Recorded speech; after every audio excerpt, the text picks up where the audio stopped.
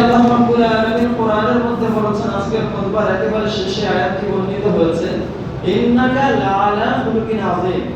আল্লাহর রাসূলকে সম্বোধন করে আল্লাহ রাব্বুল আলামিন বলছেন, হে নবী, নিশ্চয়ই আপনাকে উত্তম চরিত্রের অধিকারী বানানো হয়েছে। অন্যত্র আল্লাহ রাব্বুল আলামিন রাসূলুল্লাহ সাল্লাল্লাহু আলাইহি ওয়াসাল্লাম সম্বন্ধে বলেছেন, ওয়া রাফা'না লাকা যিকরাক, তোমার সম্মান সমুচ্চ করা হয়েছে।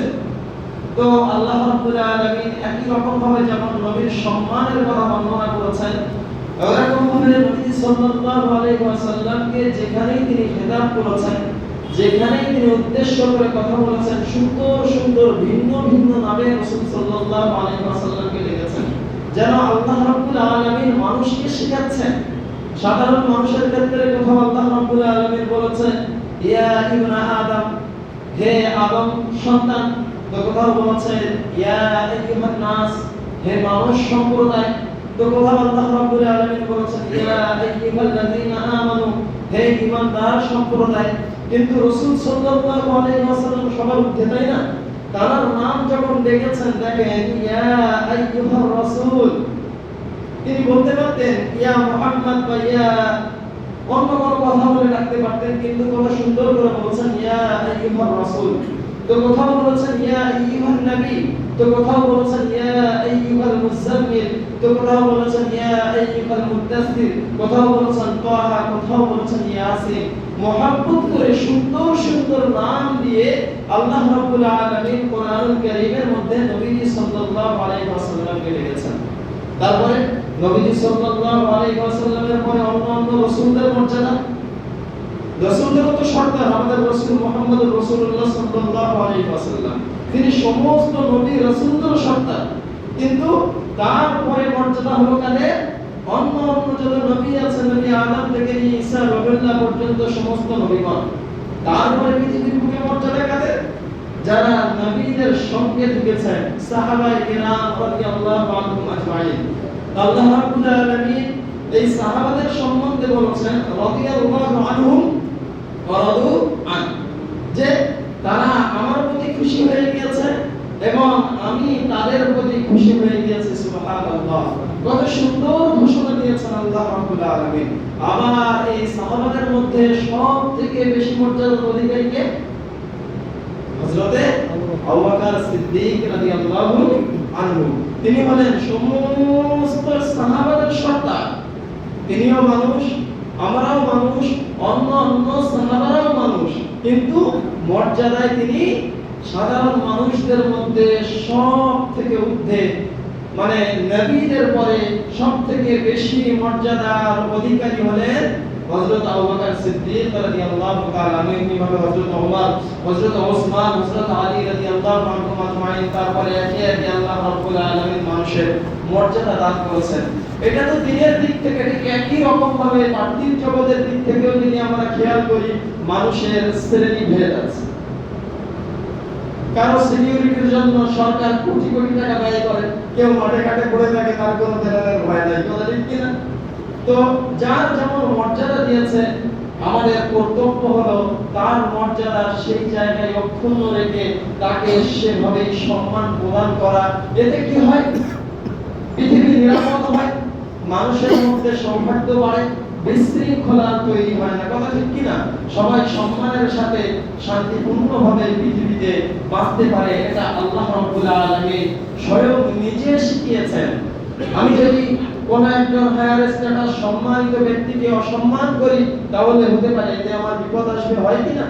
অনেক ক্ষেত্রে এটা হয়েও থাকে, রাস্তায় গাড়িতে একটু লেগে গিয়েছে, কোনো কিছু না বুঝে তার সঙ্গে গালিগালাজ ঝগড়াঝাটি শুরু করেছে, লাস্টে দেখা যাচ্ছে ইনি একজন বড় পুলিশ অফিসার পড়ে গিয়েছে জীবনে, হয় কিনা?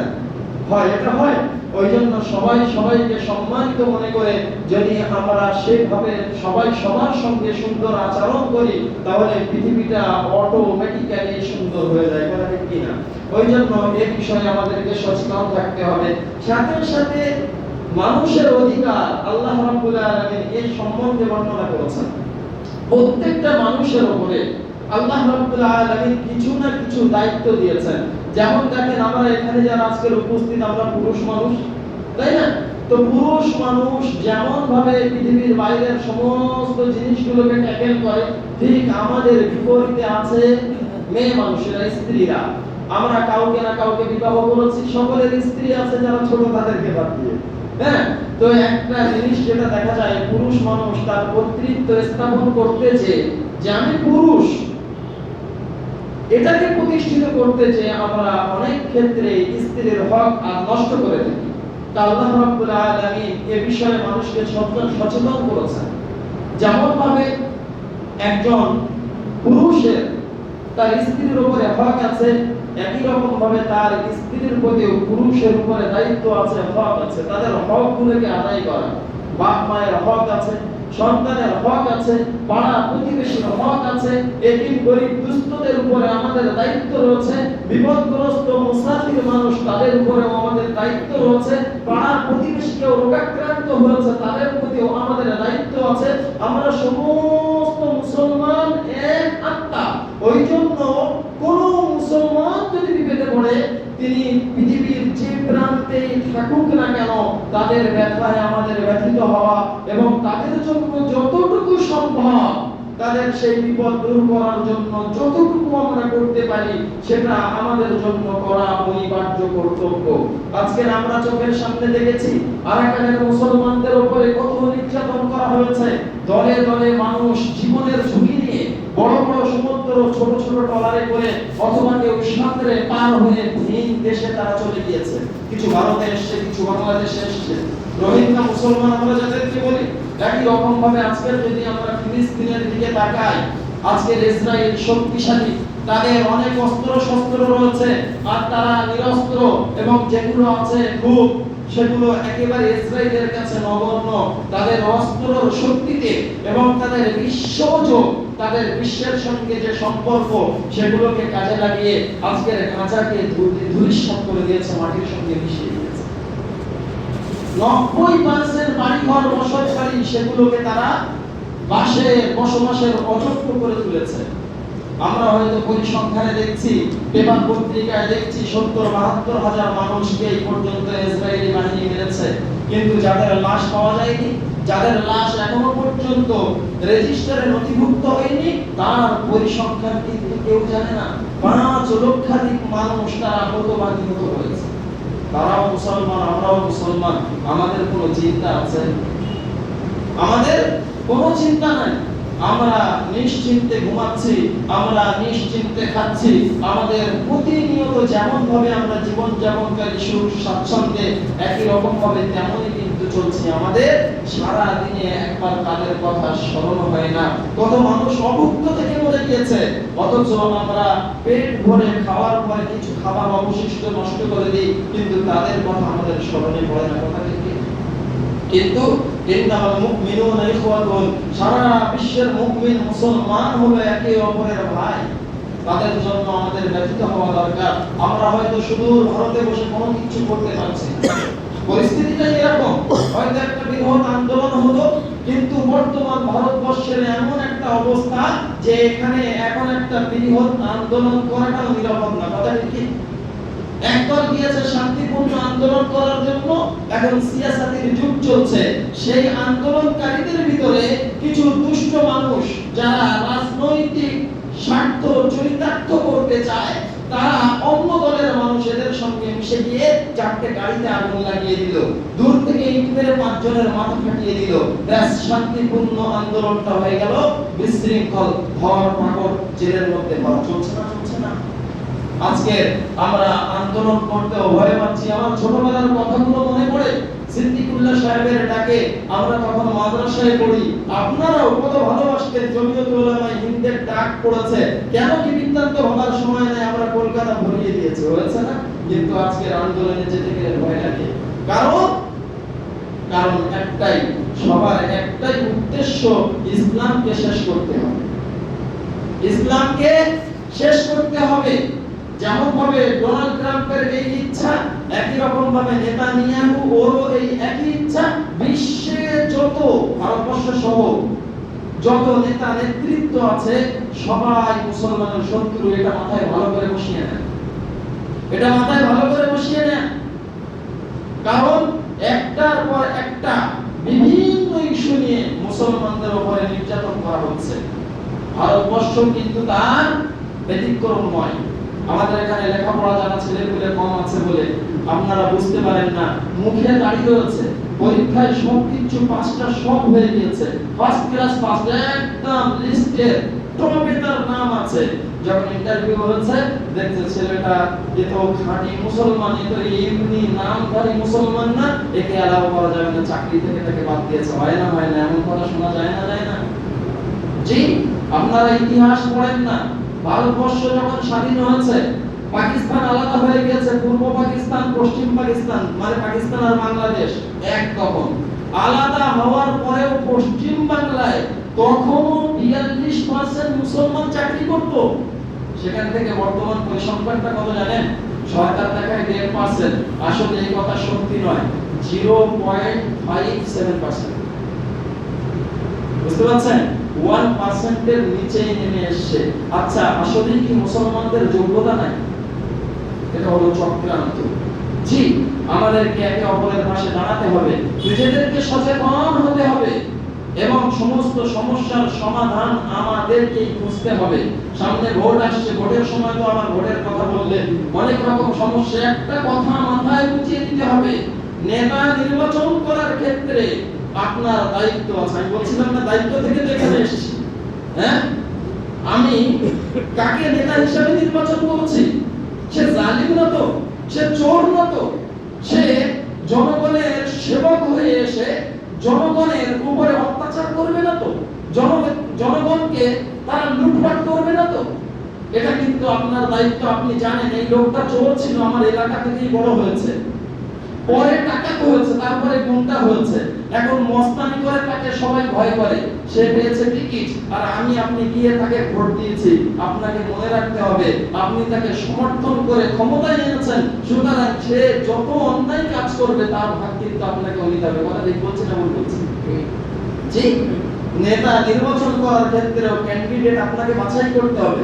প্রয়োজনে নো ভোটে ভোট দেব, তারপরে মুসলমানের এমন জিদ হওয়া দরকার যে কোন অন্যায়কারী পাপাচার, কোন জালিমকে ভোট আমরা দেব না। কাউকে পছন্দ হয়নি, নো ভোট অপশন এসে আসেনি। মানুষ দেখুক যে এই এলাকা থেকে কতটা নো ভোট পড়েছে, তাহলে আমরা ক্যান্ডিডেট কাদেরকে যাচাই করছি। বিশ্বের মানুষ তারা কিন্তু এগুলোকে বিশ্লেষণ করে। ভারতবর্ষে ভোট হয়েছে, ভারতবর্ষের 200 কোটি মানুষের মধ্যে 50 কোটি নো ভোট পড়েছে, মানে রাজনৈতিক পার্টিগুলো কত জঘন্য নেতাকে নির্বাচন করেছে, টিকিট দিয়েছে, যে মানুষ তাদেরকে ভোট দেয় না, কাউকে না কাউকে তো পছন্দ করে। এটার পরিসংখ্যানও কিন্তু বিশ্বের সামনে আসবে। সবাই দ্রুত নয়, কিছু মানুষ আছে যারা সত্যের পথে দাঁড়ায়। আপনারা দেখেছেন না, সমুদ্র সফর করেছিল গাজার পক্ষে হয়ে ইসরায়েলের এই আগ্রাসনের বিরুদ্ধে। একটা মেয়ে যে কিনা বেদি, তার উপরে অনেক অত্যাচার করা হয়েছে, তারপরেও সে কিন্তু মুসলমানদের পক্ষে, ফিলিস্তিনি মানুষদের পক্ষে, মানুষের পক্ষে বলবো না, মুসলমানের পক্ষে, তারা মানবতা বলছে, সে প্রতিবাদ করেছে। কাজ হয়েছে না হয়নি? বহু মানুষ আছে যারা এখনো প্রতিবাদী মুখ, তারা কিন্তু মুখ খুলবে পত্র পত্রিকায় দেখাতে হবে, কিন্তু না, আমরা সামান্য স্বার্থের জন্য ওই সমস্ত নোংরা রাজনীতি যারা করে, খোদার কসম করে বলি রাজনীতি কখনোই নোংরা ছিল না। রাজনীতিকে আমরা কলুষিত করেছি। নবীজি সাল্লাল্লাহু আলাইহি ওয়াসাল্লাম যেমন ভাবে ইসলামকে প্রচার করেছেন, একই রকম ভাবে কিন্তু তিনি যাতে মুসলমানরা নির্বিঘ্নে সুন্দরভাবে, শুধু মুসলমান নয় পৃথিবীর মানুষ শান্তিতে বসবাস করতে পারে, তার জন্য তিনি রাজনীতিও করেছেন। বিভিন্ন দল, বিভিন্ন গোষ্ঠীর সাথে তিনি চুক্তিবদ্ধ হয়েছেন যে তোমরা কখনো মুসলমানদের বিরুদ্ধে অস্ত্র ধারণ করবে না, তোমরা তোমাদের ধর্মীয় স্বাধীনতা পূর্ণাঙ্গভাবে পাবে, তোমাদের ধর্ম যেভাবে তোমরা পালন করতে চাও সেভাবে তোমরা পালন করবে, মুসলমানরা এতে হস্তক্ষেপ করবে না, কিন্তু মুসলমানদের বিরুদ্ধে তোমরা অস্ত্র ধারণ করবে না। বরং যদি কোনো বাইরের মানুষেরা মুসলমানদের উপরে আক্রমণ করতে আসে, তাহলে তাদের বিরুদ্ধে তোমাদেরকে অস্ত্র ধারণ করতে হবে। একই রকম ভাবে তোমাদের উপরেও যদি কেউ আক্রমণ করতে আসে, তোমাদের পক্ষ নিয়ে, তোমরা আমাদের ধর্ম থেকে ভিন্ন তো কি হয়েছে, ধর্মের জায়গায় আমাদের মত ভিন্ন আছে, কিন্তু নিরাপত্তার জায়গায় আমরা এক কাতারে দাঁড়িয়ে আমরা তোমাদেরকে রক্ষা করব। এটা কি বলবে না? এটাকে ধর্ম প্রচার বলবেন না রাজনীতি বলবেন? জি, বলেন কি বলবেন এটাকে? এর ইতিহাস সামনে আসছে ইনশাআল্লাহ, আল্লাহ যদি রাজি থাকে তো বর্ণনা করব। একবার চিন্তা করে দেখুন সাহাবায়ে কেরাম রাদিয়াল্লাহু আনহুম আজমাইন তারা কত কষ্ট সহ্য করেছে, কত অন্যায় সহ্য করেছে, কত অবিচার সহ্য করেছে, তারপরেও তারা রাসূল আকরাম সাল্লাল্লাহু আলাইহি ওয়াসাল্লামের মতো নেতাকে তারা ছেড়ে দেননি। কারণ তারা মনে প্রাণে এটা বিশ্বাস করেছিলেন যে নবীজি সাল্লাল্লাহু আলাইহি ওয়াসাল্লাম এনার কথা শুনলে যেমন ভাবে আখিরাতে মুক্তি পাওয়া যাবে এবং পৃথিবীর মানুষও সমানভাবে তারা নিরাপত্তার সাথে শান্তিতে বসবাস করতে পারবে। কিন্তু আজকে আমরা সেই জায়গা থেকে হটে এসেছি, সব জায়গায় অন্যায় অবিচার আমরা শুরু করেছি। যেমন আমাদের নেতা নির্বাচন করার ক্ষেত্রে আমরা ভুল লোককে ভোট দিয়েছি, যে কেনা জাতির উপরে মৌখিক দরদ দেখায় কিন্তু ভিতর থেকে তারা জাতিকে, পাবলিককে, সাধারণ মানুষকে লুটে লুটে খায়। একই রকম ভাবে আমার মেয়ের জামাই চয়েস করার জন্য আমার উচিত ছিল তার যোগ্য একজন পাত্র খুঁজে বার করা। যোগ্য পাত্র কাকে বলে? যে আমার মেয়েটাকে শান্তিতে রাখতে পারবে। কথা ঠিক কিনা? জি, আমরা শুধু একটা জায়গায় দেখেছি যে সেই ছেলেটা কত টাকা রোজগার করে, তার বাপের কতটা জমি জায়গা আছে। আমরা এটাকে খেয়াল করে দেখিনি যে তার এই ধন সম্পদ, তার বাপের জমি জায়গা আমার মেয়ের শান্তি এনে দিতে পারবে কিনা। আমরা বাকি দিকগুলোকে খেয়াল না করে মেয়েটাকে সেখানে দিয়ে দিয়েছি। সে রাতে অন্যত্র রাত যাপন করে, সে বিড়ি খায়, মদ খায়, সিগারেট খায়, বাড়িতে সময় কম দেয়, বন্ধু বান্ধবের সঙ্গে বেশি সময় দেয়, সারাদিন ব্যবসা বাণিজ্যে ব্যস্ত থাকে, মাসের পর মাস বাড়িতে আসে না। কথা ঠিক কিনা? আমার মেয়ের জীবনে শান্তি এসেছে নাকি আমি তাকে আরো দুঃখের সাগরে ফেলে দিয়েছি? কথা বলে। যে টাকা পয়সা অর্থ সম্পদ কখনো শান্তি দিতে পারে না। আমরা মুসলমান, এই বিশ্বাস আমাদের অন্তরে থাকবে। আল্লাহ রাব্বুল আলামিন নিজে বলেছেন, আলা বিযিকরিল্লাহি তাতমাইন্নুল কুলুব। খবরদার, আল্লাহর স্মরণই তোমাদেরকে অন্তরে প্রশান্তি এনে দিতে পারে। সুবহানাল্লাহ। মেয়েটাকে বিবাহ দেওয়ার সময় আমি খেয়াল করলাম না ছেলেটার সম্পদ তো আছে, তার ভিতরে আল্লাহর ভয় আছে কিনা। তাদের পরিবার তো অনেক উন্নত, অনেক লেখাপড়া জানে, তাদের পরিবারে নামাজ কালাম আছে কিনা, তাদের ভিতরে দ্বীনদারিতা আছে কিনা। সম্পদকেও দেখুন, সাথে সাথে দ্বীনকে দেখুন। দুটো জিনিস যদি এক জায়গায় হয় তাহলে মেয়েটা সোনার সংসার হবে। কথা ঠিক কিনা? যদিও সম্পদ না থাকে, শুধু দ্বীনদারি থাকে, সারাদিন পরে অর্থ জোগাড় করতে পারেনি, রোজগার হয়নি, 250 গ্রাম চিড়ে আর 50 গ্রাম চিনি নিয়ে বাড়ি এসে স্বামী স্ত্রী এক প্লেটে বসে খাবে, দুজনার চোখ দিয়ে পানি ঝরবে যে আজকে আমি রোজগার করতে পারিনি। বলেন এই সুখ কোথায় পাবেন? বিরিয়ানি, কোফতা, পোলাও সামনে দিয়ে মাথায় মুগুর মারলে সুখ পাবেন, নাকি ওই চিড়া আর চিনি মিশিয়ে দুজন একসঙ্গে মহব্বতের সঙ্গে খেলে বেশি শান্তি পাবেন? কথা বলুন। যে শান্তি কোথায়? শান্তি কোথায় আমরা জানি না। শান্তির নীড় ছেড়ে দিয়ে চলে গিয়েছি। এক বিঘত জমি নিয়ে ভাইয়ের সঙ্গে আমরা মারামারি করি। এর থেকে মুসলমানের দুঃখজনক ঘটনা আর কি হতে পারে? ভাইকে ছেড়ে দিতাম, আমি জানি, তারপরেও যদি আমি ছেড়ে দিতাম, ভাইয়ের সঙ্গে অশান্তি না করে সুন্দরভাবে দুই ভাই বসতাম, ভাই এই জমিটা তো আমার, আমি বলছি, তুমিও বলছো এটা আমার, আচ্ছা দুই ভাই এক কাজ করি, আমরা মেপে নিই, আমরা ঝগড়া না করে, আমিও ছাড়বো না, ভাইও ছাড়বে না, দুইজন সুন্দরভাবে মেপে এটাকে ভাগ করে নিই, কিন্তু আমরা ঝগড়া করব না। কিন্তু একজন দরদি হয়ে যেতাম, আমার ভাই দেখবে তো বেশি দেবে, তাতে সমস্যা কি আছে? শান্তি হতো না? হতো না? শান্তি হতো। হয়তো আপনি দুনিয়ার জগতে সামান্য একটু ঝুঁকে যেতেন, কিন্তু আপনার এই মা, আপনার এই দান আল্লাহ রাব্বুল আলামিন সব কিছু দেখছেন, এর বদলা আল্লাহ দেবেন না? মাইয়া আমাল মিসকাল যাররাতিন খায়রান ইয়ারা। আল্লাহ বলে যে সামান্য পরিমাণ নেকির কাজ করবে তার বদলা আমি প্রদান করব। আমার ভাইটা না ছোট কি হয়েছে, আমি দিয়েই দিলাম, এর বদলা আমাকে আল্লাহ দেবে। ভাইয়ের জন্য বদদুয়াও করলাম না, রাগও করলাম না, আমারই তো ভাই, যা নিয়ে যা, বকশিশে নিয়ে যা। যখন ছোট ছিলি উপার্জন করেছি, তোর জামা কিনে দিয়েছি, উপার্জন করেছি, তোর প্যান্ট কিনে দিয়েছি, কুড়কুড়ে চেয়েছিস, তোকে কুড়কুড়ে কিনে খাইয়েছি, আজকে আমিও রোজগার করি, তুইও রোজগার করিস। ছোট ভাইটা একটু বিয়াটা তো কি হয়েছে, বড় ভাই একটু নরম হয়ে গেল, এর জন্য তো ছোটতে এত কিছু করেছি, যতদিন বেঁচে থাকি এখনো করবো। আমরা ভাবতে পারি না? বলেন আমরা দুঃখ কষ্ট কেলানি মনের ভিতরে রাখি, আমরা উল্টো কথা বলি। কি কথা বলি?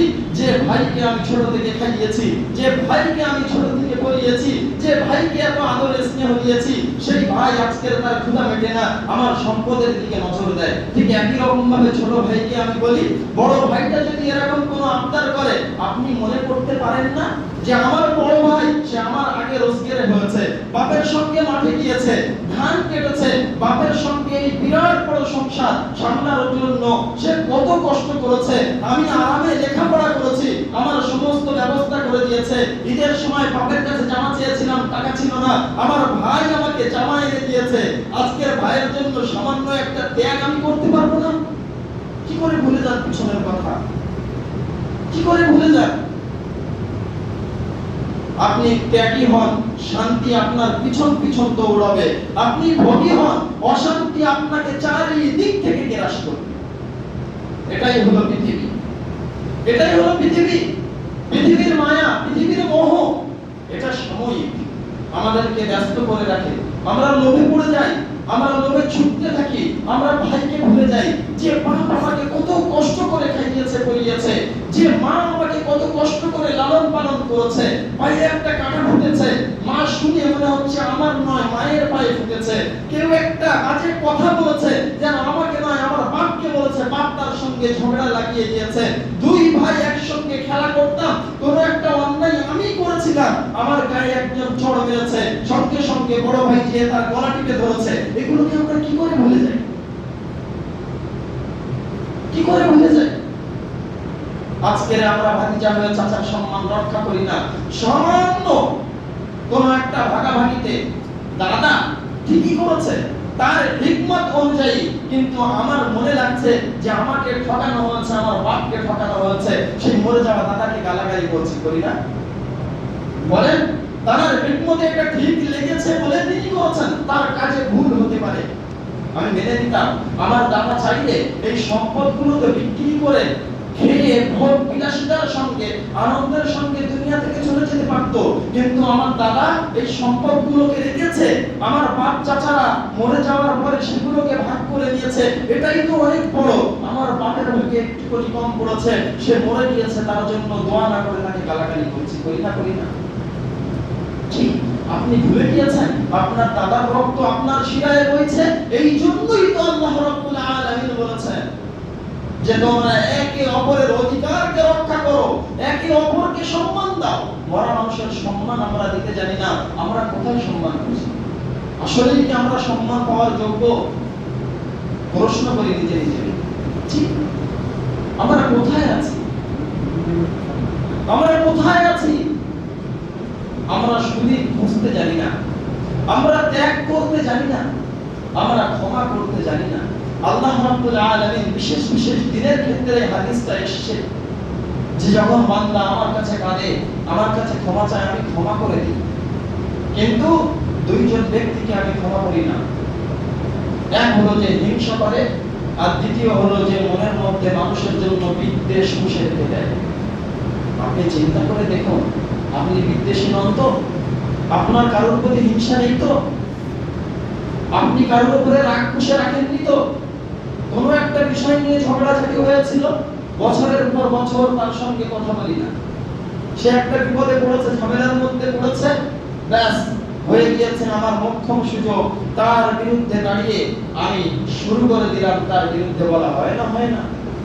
ঝামেলা হচ্ছে একরকম, ওই পরিবারটার সঙ্গে পূর্বের কোন ঝগড়া ছিল, তারা তাদের সঙ্গে মিলে একে আরো বিপদের মধ্যে ফেলার চেষ্টা করে। কথা ঠিক কিনা? এটাই হয়ে গেছে আমাদের সমাজ। এটা মুসলিম সমাজ হতে পারে না। যারা রাসূলের শিক্ষা গ্রহণ করেছে তাদের সমাজে এই জিনিস থাকতে পারে না। আমরা শান্তি খুঁজতে ভুলে গিয়েছি। শান্তি রয়েছে ক্ষমার মধ্যে, শান্তি রয়েছে ত্যাগের মধ্যে, শান্তি রয়েছে সবাই সবাইকে ভাই, সবাই সবাইকে আপন মনে করার মধ্যে। কিন্তু আমরা একে অপরের সঙ্গে প্রতিযোগিতায় লিপ্ত হয়েছি। কিসের প্রতিযোগিতা? কার কত ক্ষতি করা যায়, কাকে কত নিচে নামানো যায়, আর নিচে কত বড় হতে পারি। আপনি বড় হন, তাতে কোনো অসুবিধা নাই, কিন্তু আপনি আরেকজনের ক্ষতি সাধন করে বড় হওয়ার স্বপ্ন লালন করেন, আপনি মুসলমান হতে পারেন না। কথা ঠিক?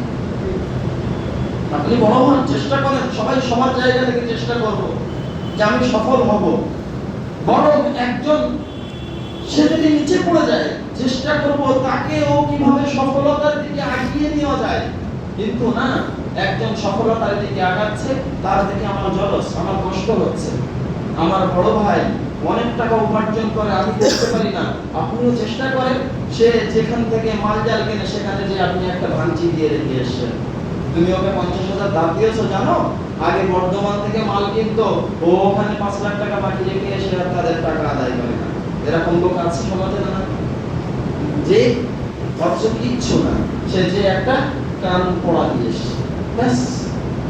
বেচারা পুঁজি পাজা কম, ধার ভাগ নিয়ে ব্যবসা চালাতো।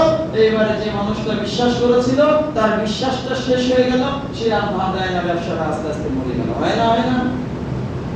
কেন? সে যদি মানুষের বিশ্বাস অর্জন করে এক জায়গা থেকে 5 লাখ টাকা ধার করে বিজনেস করতে পারে, আপনিও করুন, তাতে দোষ নাই। সেই জায়গাটায় যে আপনি ক্ষতি করেন, আপনি কেমন করবেন মুসলমান? আমি বলছিলাম যে নানাত্ব মুসলমান রয়ে গিয়েছে, কিন্তু মুসলমানই আমাদের ভিতরে নাই। আমরা সামান্য একটা ঘরের লোভে, 5 কেজি চালের লোভে, আমাদের ইমামদের কথা একটু টেনে আনি, মাসে 3,000 টাকা করে পাবো তার লোভে।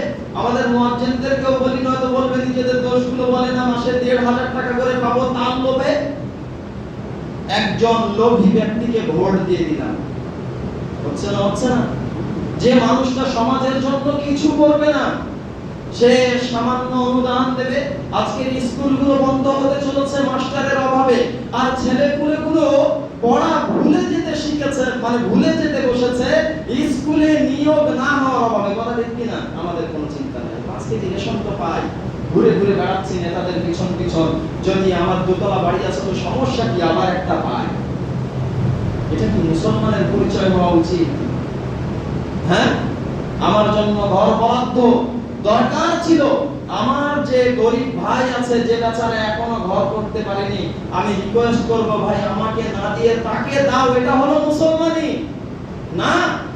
আমার তো বাড়ি আছে ভাই, আমার যদি ঘরটা করে দিতে পারিস, 2,70,000 টাকা স্যাংশন হলে 1,70,000 পার্টি, আমার 1 লাখ হলেই চলবে। বিনা পয়সা মুফত আসবে না? ভুল বলছি না ঠিক বলছি? তাহলে কারা? শুধু নেতারা না, আমরা বলেন, আমরা সবাই সাধু, সুযোগের অভাবে।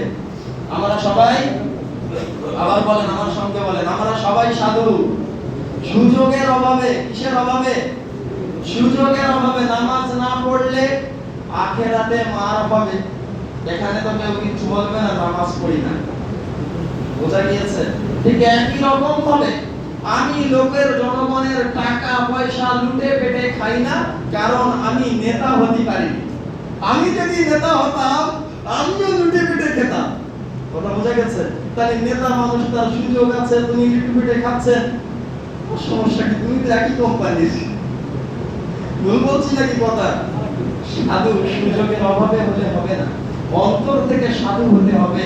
যেমন সাধু হয়েছেন ঈমানদারেরা, যেমন সাধু হয়েছেন আল্লাহওয়ালারা, তাদের সামনে একাকিত্বে নির্জনে যদি কোন সুন্দরী ষোড়শী মহিলাও এসে দাঁড়ায়, তাকে প্রত্যাখ্যান করেছে, এটাই বলে যে আমার রব দেখছেন। আর আমি আপনি রাত্রে শুয়ে শুয়ে কামনা করি, যদি জান্নাতের হুর একটা দুনিয়ায় চলে আসতো তো ভালো হতো। কথা ঠিক কিনা? আমি বেশি খুলে বলতে পারছি না, আপনারা বুঝে নেন। জি, আল্লাহ ওয়ালা, আল্লাহ বিরোধী যিনি অনেক লোক, অনেক টাকা, অনেক নারী, নেতা নেতৃত্ব সব কিছু তার সামনে ছিল, সব কিছুকে প্রত্যাখ্যান করেছে যে আমি পার্থিব জগতের সুখ চাই না, আমি আখিরাতের সুখ চাই। একজন আল্লাহওয়ালা মানুষ তার কাছে অভিযোগ করেছেন একজন বুড়ি। তিনি বলছেন যে আপনার ভাতিজা রাত্রে হলে আমার বাড়িতে চলে আসে, আমার বাড়িতে যুবতী মেয়ে আছে, সে অত্যাচার করে আমাদের উপরে। তো বলে ঠিক আছে, আপনি বাড়িতে যান, আমি দেখছি। আপনার বাড়ি যখনই ওই ছেলেটা আসবে, আপনি আমাকে যেভাবে হোক সংবাদ দিবেন, এর ব্যবস্থা আমি করব। তো তিনি বাড়িতে রয়েছেন, সংবাদ পৌঁছে গিয়েছে বাদশার কাছে যে জাহাপানা সেই দুষ্ট ছেলেটা আমার বাড়িতে চলে এসেছে। তিনি বাড়ির গেটে এসে দেখছেন সত্যি সত্যি সেখানে কোন একজন পুরুষ মানুষ অবস্থান করছে।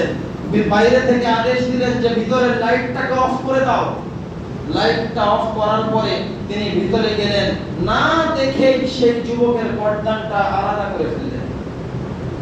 গর্দানটা আলাদা করে ফেলার পরে এবার বললেন লাইট জ্বালাও। লাইট জ্বালানোর সঙ্গে সঙ্গে তিনি বলছেন আলহামদুলিল্লাহ। এই বলার পরে বুড়িমাকে বলছেন আমাকে এক গ্লাস পানি দাও। তো বুড়ি তখন প্রশ্ন করছে যে হামানা, আমি বুঝতে পারলাম না আপনি বাড়ি ঢোকার সঙ্গে সঙ্গে কেন লাইট বন্ধ করতে বললেন। তখন বলছে বুড়িমা, এটা গোপনই থাক, এই বিষয়টা আলোচনা না করি। বুড়ি পেড়াপেড়ি শুরু করেছে, আপনি ওই ছেলেটাকে হত্যা করার পরে আলহামদুলিল্লাহ বললেন, এর রহস্য আমি কিছু বুঝতে পারলাম না। আর এই কাজ সম্পাদন করার সঙ্গে সঙ্গে আপনি আমার কাছে পানি চাইলেন, এর রহস্য আমি কিছু বুঝতে পারলাম না। দয়া করে আপনি, আমি তো আপনার মায়ের সমতুল্য, আপনি আমাকে বলুন ঘটনা কি হয়েছে। তখন তিনি বর্ণনা করছেন যে আপনি অভিযোগ করেছিলেন আমার ভাতিজা আপনাকে ডিস্টার্ব করে, আপনার বাড়িতে যুবতী মেয়ে আছে। ওই জন্য আমি প্রথমে যখন আপনার বাড়িতে প্রবেশ করি আমার মনে হয়েছিল যে আমার রক্ত দেখে যেন আমার মনে মায়ার উদ্রেক তৈরি না হয়, মায়ার সৃষ্টি না হয়, তার জন্য শাস্তিটা আমি কমিয়ে দিই। ওই জন্য বলেছিলাম লাইটটা অফ করো। যখন তার গর্দানটা কেটে দিলাম, এখন তো আর দয়া মায়া করার কোনো জায়গা নাই, লাইটটা জ্বালিয়েছেন, তখন দেখলাম এটা আমার ভাতিজা না, কেবলমাত্র আমার পরিচয়টা সে বহন করে আপনাকে ডিস্টার্ব করেছে। আল্লাহর কাছে শুকরিয়া আদায় করলাম যে এখনো আমার রক্ত এতটা দুর্গন্ধ হয়নি যারা কিনা পর নারীর কাছে যে অত্যাচার করতে পারে। ওই জন্য আমি বলেছিলাম আলহামদুলিল্লাহ। আর যেদিন আপনি অভিযোগ করেছেন সেদিন থেকে আমি পণ করেছিলাম ওই দুষ্টর শাস্তি না দেওয়া পর্যন্ত আমি এক ঢোক পানিও পান করব না। আমি অত্যন্ত পিপাসিত ছিলাম। যখন এই কাজটা শেষ করেছি তখন আমি আপনার কাছ থেকে পানি চেয়ে পানি পান করেছি। এই হলো মুমিন, এই হলো নেতা। এনারা হলেন বাদশা, এনারা হলেন আল্লাহওয়ালা। সামনে সবকিছু ছিল, কিছু না ভেবে কেবলমাত্র আল্লাহকে রাজি করার জন্য সদা সর্বদা সচেষ্ট থেকেছেন। আর আমরা তাদেরই প্রয়োজন। আমরা মুসলমান, আজকে আমাদের মুসলমানি কোথায় গিয়েছে? আল্লাহ রাব্বুল আলামিন আমাদের সবাইকে হেদায়েত দান করুন। সকলে বলি আমিন।